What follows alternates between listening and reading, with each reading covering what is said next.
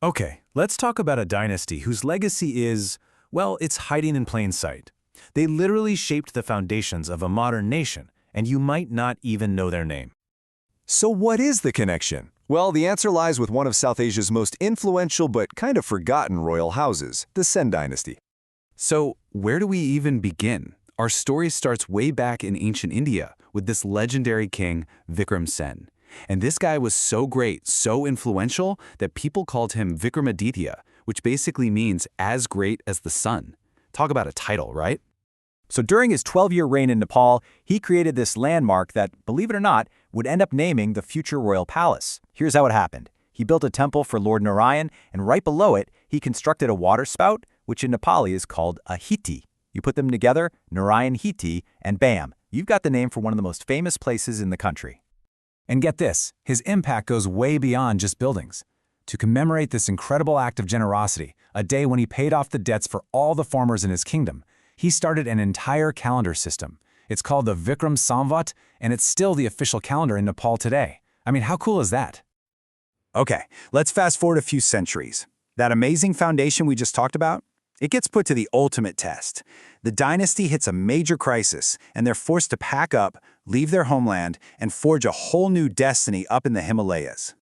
So they're on the run from invasions. In 1249 AD, King Sodare Sin leads his people north, crossing the massive Ganga River.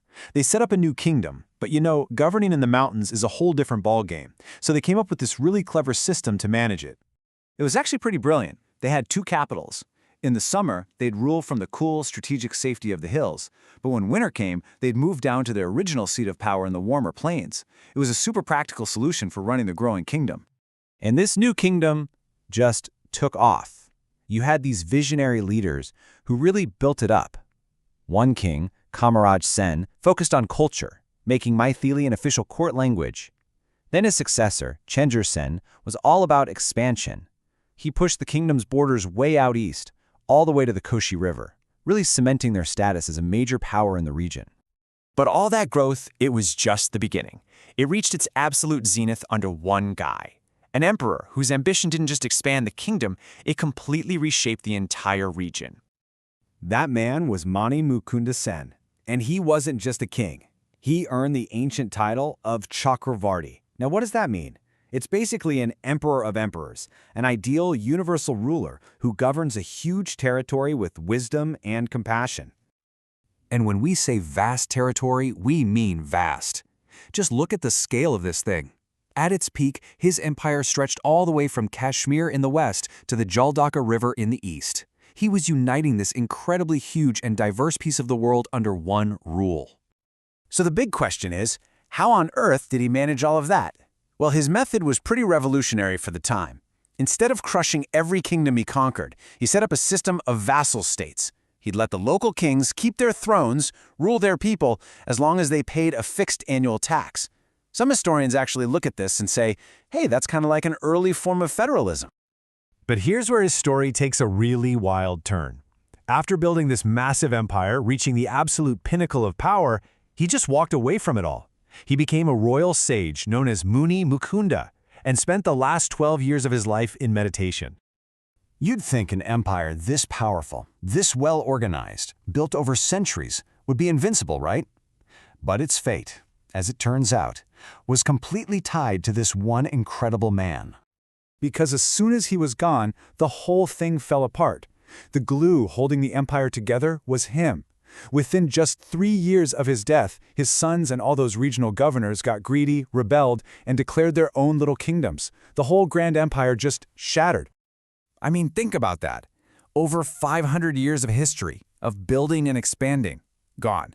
It just vanished in what was, historically speaking, the blink of an eye. But, and this is a big but, even though the empire was in pieces, the Sen legacy wasn't over. Not by a long shot. In fact, you could argue its most important contribution to history was still to come. And it all came down to a marriage.